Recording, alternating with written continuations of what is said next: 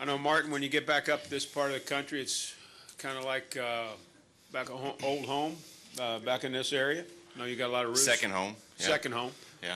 Got a lot of roots, a lot of family, kind of grew up around in this area. Talk about what it would mean to win here on Sunday. Well, it'd be awesome, and we've been close before, but it's been a few years. We've been off a little bit here the past 4 or 5 trips here, and today was no exception so far. So we've got a little bit of work to do, but I always look forward to coming up here. Some of my earliest racing memories were up here watching my dad race, and of course winning my first pole and my first Busch North race up here, and then winning in the Nationwide Series a few years ago. This has always been a special place for me, and it's a place I always look forward to. So hopefully we'll be able to get our car dialed in a little bit better this time around, and have a good weekend.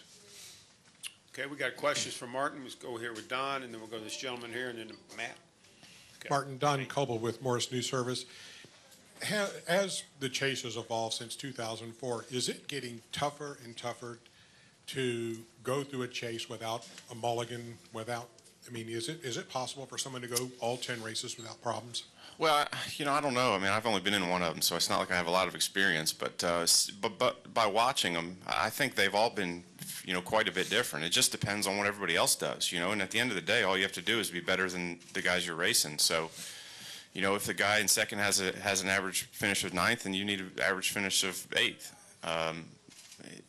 To sit here and say that somebody's going to have perfect 10 races, we just don't know right now. But I think the chances of not having 10 perfect ones and winning the championship are probably slim. These guys are good. These teams are very consistent. The guys that are up front that are going to be the guys to beat for the championship. So, you just got to do what you can do every week and hope that at the end of the year you're where you want to be. Let's go to this gentleman right here. Then we'll go to Matt. Then we'll go to Nate Ryan. Hey, Martin, Jason Remillard, Springfield Republican. You mentioned the history that you've had here before and running to Busch North and that. Talk about 2 questions. Talk about what it's like. You're gonna be sharing your track again with one of your old rivals, Mike Olson, getting to ride in a 32. Talk about how cool that is to get that. Oh, I didn't even know that. I'll have to go find him. Yeah, he's driving for Frankie this weekend. But talk about that and talk about just how the series has changed from when you raced versus when your brother was coming through and how it is now, how it's kind of evolved. Yeah, it's I haven't seen Mike in a long time, so I'll have to go find him. I didn't know. I don't normally look at the entry list, so I didn't even know he was racing. But I'll have to go find him. He was a great competitor and a really cool guy to be around. And that series has changed a ton over the years. When I was in it, it was all mostly northeastern-based teams. Small programs, and the development series kind of started, and you had cup teams owning cars, and it's changed quite a bit from the days when I did it. It's obviously a lot more competitive and a lot tougher now than it was, when I did it. I think now that you look at the smaller teams, Eddie McDonald, for example, he was somebody that was, had some years where he was very competitive, did really well.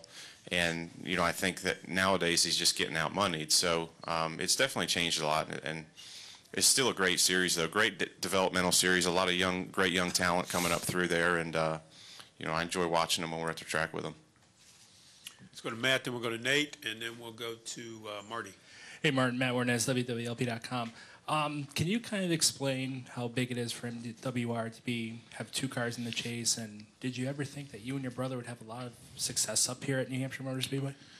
Well, it's huge for us to have 2 cars in the chase, obviously. This is my 3rd year at Michael Waltrip Racing, and it's been, a huge goal of ours since I've come there to try to get a car in the chase, and to have 2 in there, it's a huge deal for us. So it's been a long time in the making. It's been a lot of hard work by everybody, and it started at the top with our owners and their commitment to, building a winning race team. And so I'm just fortunate to be able to drive for a great team, and very proud of what we accomplished, and it's a huge deal for us. I think for some teams maybe it's not quite as big of a deal. You got guys that are expected to be in there every single year, and you have a team like ours that wasn't expected to be in there at the beginning of the season, and to be in there today, it's a huge accomplishment for us. So it's definitely a big deal, but I think we have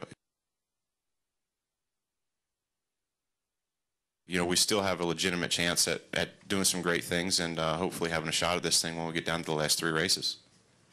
We'll go to Nate Ryan and then to Marty Smith. Nate Ryan, USA Today. Martin, following up on that, Michael Waltrip still jokes about the fact that even though he's got fast cars now, he still has an empty bank account. And I know that...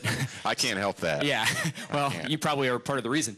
I know that some of that happened, well, you know what I mean. Some of that happened I'm before pretty sure he lost all that before I came to drive for him. Well, that's the other part of it, I guess. Some of that happened before you got there, but you've been there for 2.5 seasons now. Can you quantify how much Michael has sort of invested emotionally, not just financially, but emotionally, personally, financially, and how much blood, sweat, and tears went into getting where you guys are today? Well, I mean, you can ask Michael, and he'll tell you. I mean, he sunk everything he had into this, you know. And if Rob Kaufman didn't come around, he would have lost everything he ever had. So it's been fun to see Michael's excitement, you know, about making the chase and the way the direction the team has went, and being competitive each week. And that's all I think he ever wanted, was to be. You know, Michael loves racing. This is his life. This is all he knows, and this is what he wants to keep doing. And for us to have some success and kind of see his chances that he took, you know, starting his own team, starting to pay off, it is very cool. It's very cool to be a part of that, and I know he's proud of all of us, and we're so proud to get him in that position. I do wish that we could probably try to make him a little bit more money, but you know, we're doing the best we can. So he's been a great owner. He's been so much fun to be around, especially this year. You know, he's been a lot of fun. So it's been cool to see the smile on his face each week at the racetrack. Marty Smith. Thank you. Marty Smith, ESPN. You touched on this a little bit, Martin, but try to quantify for us what 47 points means right now. What if you're Jeff Gordon and you're 12th and you've had that issue at Chicago?